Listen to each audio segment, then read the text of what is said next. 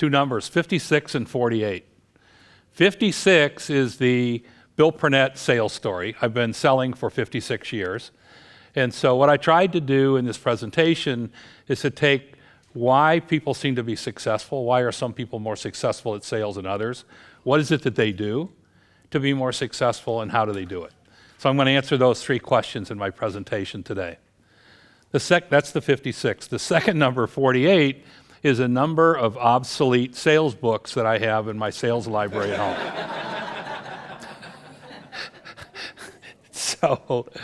So why is that? Why would I say that? Because if you look at most of the sales materials, it's all about talking and telling and manipulating and how I'm going to get you to do all these things. And I really haven't found any of that to be true. And so what I encourage people to do is just be authentic, be authentically you, and it's really the best way to sell.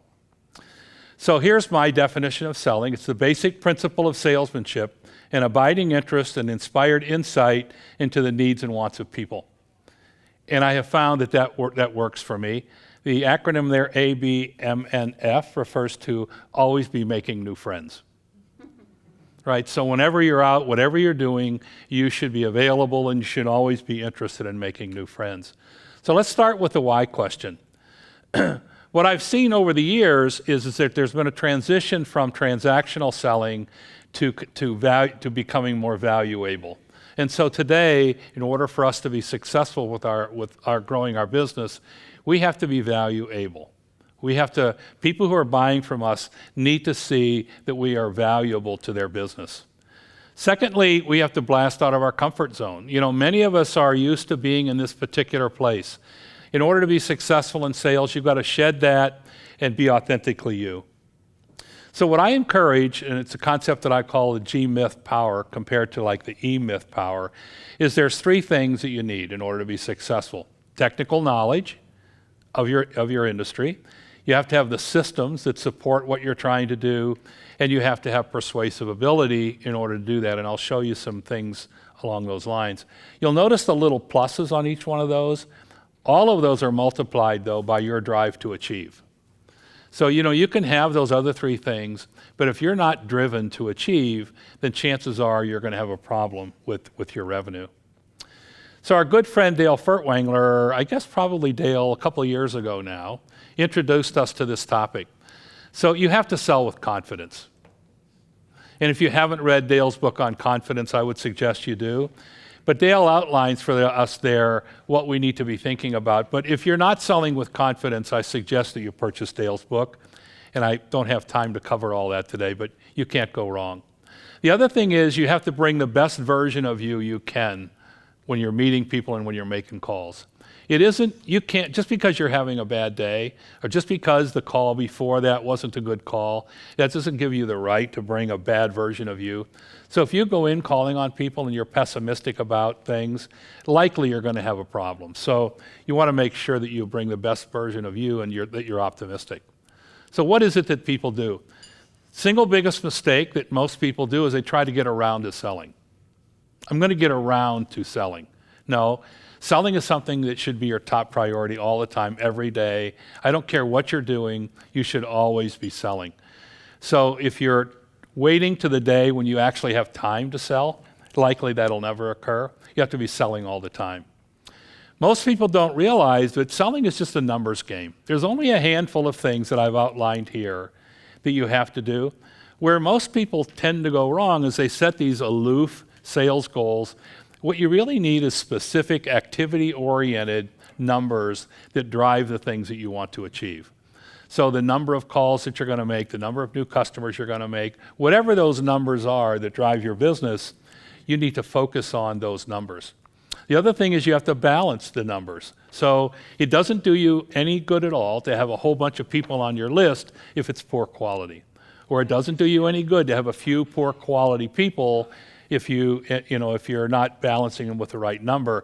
So finding that sweet spot between having the right number of clients in your funnel as well as having them be quality people are an important point.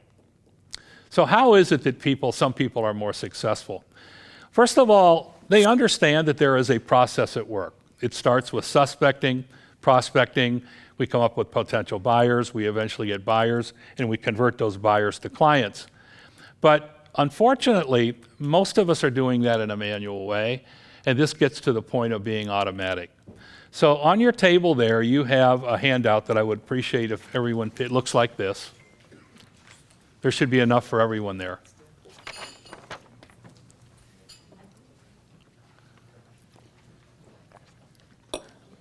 I don't care whether you use this funnel or not, but you have to have an organized, systematic way of managing the people that you're trying to sell.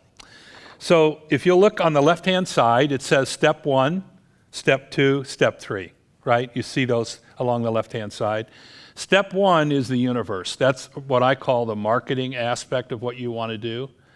If you look over on the right-hand side where it says known, and you look on the left-hand side, it says unknown at the top under step 1. Is everybody following me on that? My view is that where is it that we should be focused on as business owners is the people that already know, like, and trust us.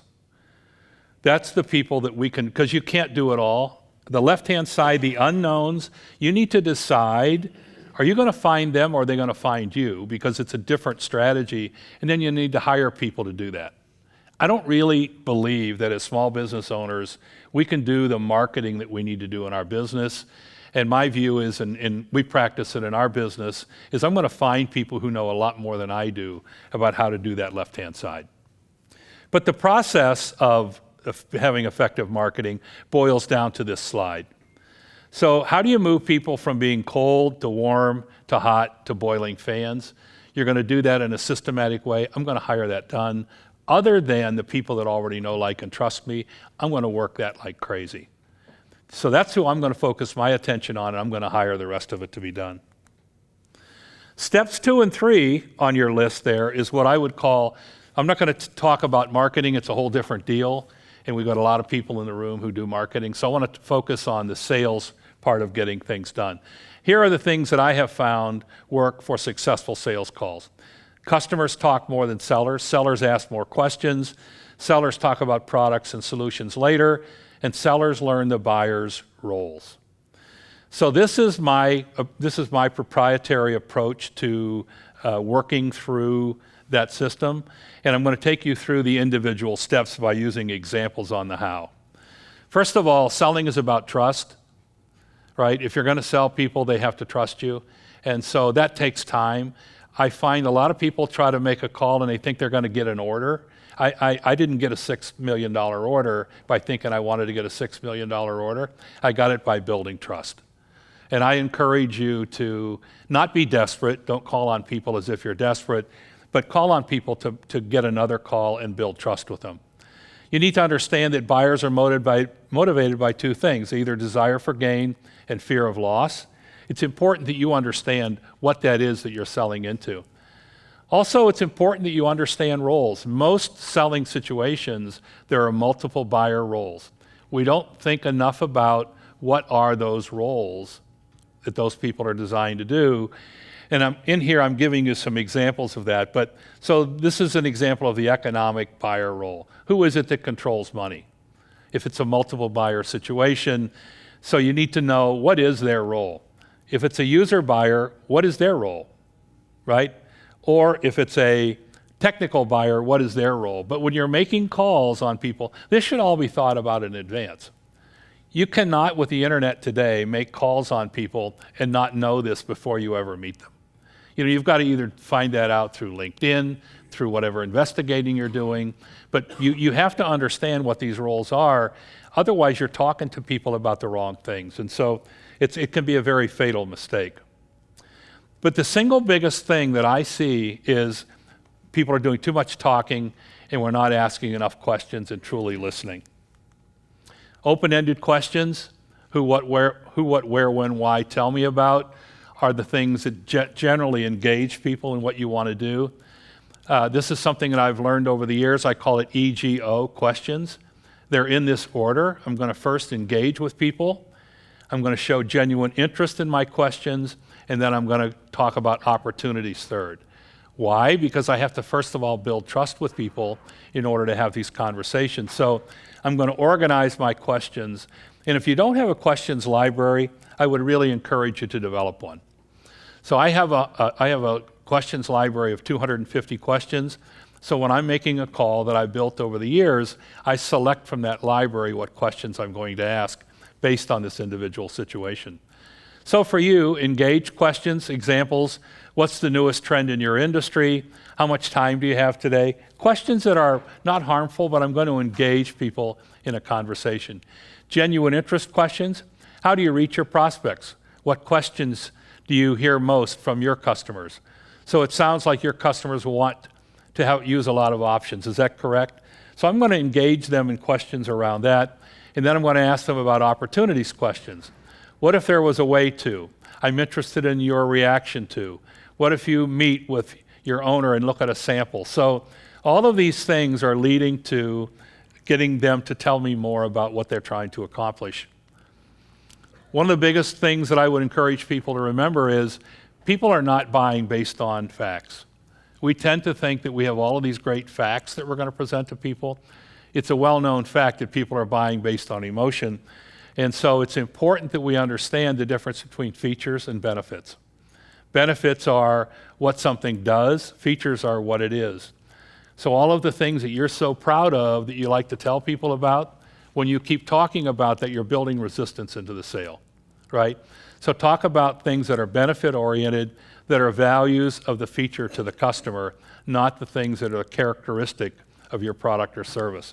This is really hard to do, and it's just a bad habit. So think about, I'm going to talk to people about the benefits to them because I don't want to build resistance into the sale. The second thing that most people have a hard time with is handling resistance. Guess what? Ask questions to clarify the resistance. If people are resisting what you want to do, this is a great habit to have anyhow. Ask them more questions about and get clarification of why they're resisting.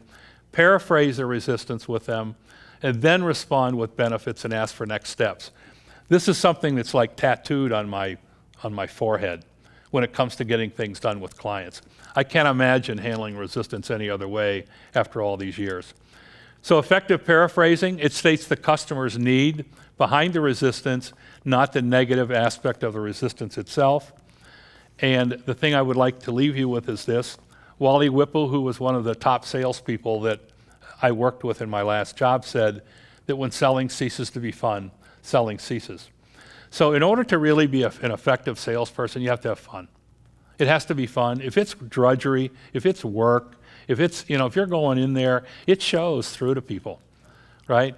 You have to be in there. You have to be having a good time. Now, you've got to do all those things that we talked about earlier, but it has to be easy. That's why I think being authentic is so important. If I'm in there trying to con you into thinking about how you should think, I'm going to fail.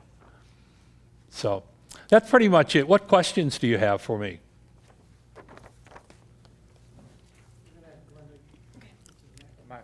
Bill, is that you as a young kid at your lemonade stand? It is. How did you know? Yeah. Kind of look like you. I was thinner and better looking then. Yeah. Questions from the audience? I should know. I should have known. Yeah. Who else? Oh, yeah, we got him now.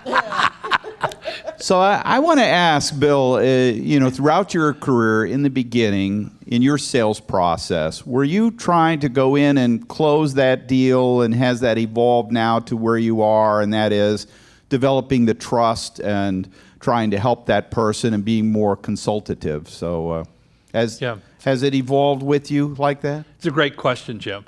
The company that I worked for insisted that we do a lot of personal self-development. So because of that training, I kind of avoided that, Jim, earlier in my career. But it is the thing that most people make the single biggest mistake on, Jim, is they get anxious and they're trying to call on people. But no, that's something that came easy to me for some reason. My greatest successes have come from not trying to sell anything, just trying to make friends and solve problems. Yes, Mark. So you said you have a question library. What's the question you go to more than any question of all out of this whole library? What's your one go-to question most frequently? I think the best questions that I ask are when I know something about the person and I ask them something personally about them. It could be something that's going on in their life. It could be, but it seems like people love to talk about themselves.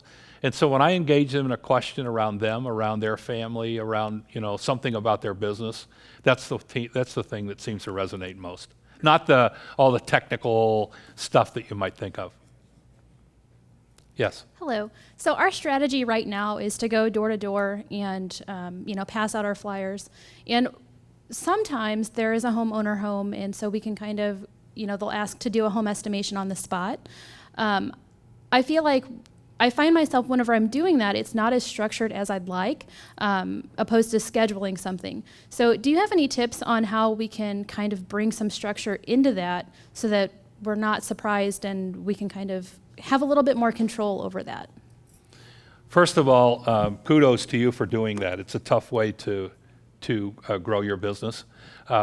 I like to have a plan, and then I like to abandon my plan based on the situation. So I don't encourage people to make calls without a plan, but I also encourage don't to stick to your plan just because that's the plan, right? And so you've got to kind of, I don't want to sound like I'm talking out of both corners of my mouth. You have to plan it out, and then you got to throw the plan away when it seems like that's not what the customer wants to do.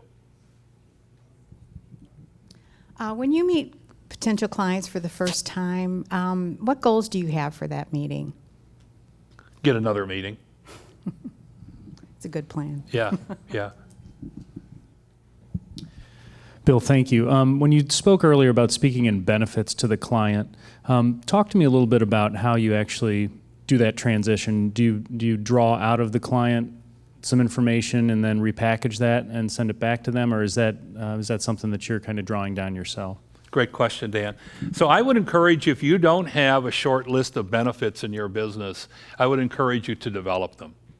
All right? Benefits are things that you're going to say to people that they can't possibly resist. All right? So it's about making money. It's about solving a staffing problem. It's about whatever it is that your business provides. Is that if you're going to talk to people and all they're doing is going through their mental checklist of I don't need that, and I don't need that, and I don't need that, and I don't need that, then you're not presenting benefits. So, Dan, I would say make a short list. What really, you're a chiropractor. What is it that people really benefit? You'll have less pain or, whatever those things are. But always talk in terms that's in the best interest of the customer, not the technical aspect of what you do, is what I would say. Yes? You started and ended with being authentic, which I totally agree. And as I mentor people, that's what I talk about. But I find that also equates to confidence. So as you're mentoring or as you're working yourself, how do you best focus on building that confidence so you can truly go in and be genuine and authentic? I develop small wins. I actually trick my mind into believing that this is a small win if it isn't, but I believe in building on small wins. Little, not big wins, but I just setting small, I'm going to get into this client today, I'm going to make another appointment with this client. It's going to be small, manageable, and I'm going to build my own momentum through my small wins. Okay, we're almost out of time, so this will be our last question. Bill, how do you improve your pitch? How do you go about becoming more refined and more succinct and more clear in communicating your message in sales calls? Great question, Dale. So for those of you who know me, my whole business career has been a petri dish. I look at everything as a big experiment, and so I try things, and sometimes I fail, and I throw those away, and sometimes I try things, and they work, and I do more of them. And it's not any more sophisticated than that. I believe in trial and error, and getting rid of the things that seem to serve me and my clients, and things that don't, I don't do them anymore. It's that simple for me. Are we good? Yeah. Thanks, you guys. Don't hesitate. For those of you who know me, I'm very big into helping people achieve their potential. So, if you didn't get your questions answered, I'll be here after the meeting. Thank you.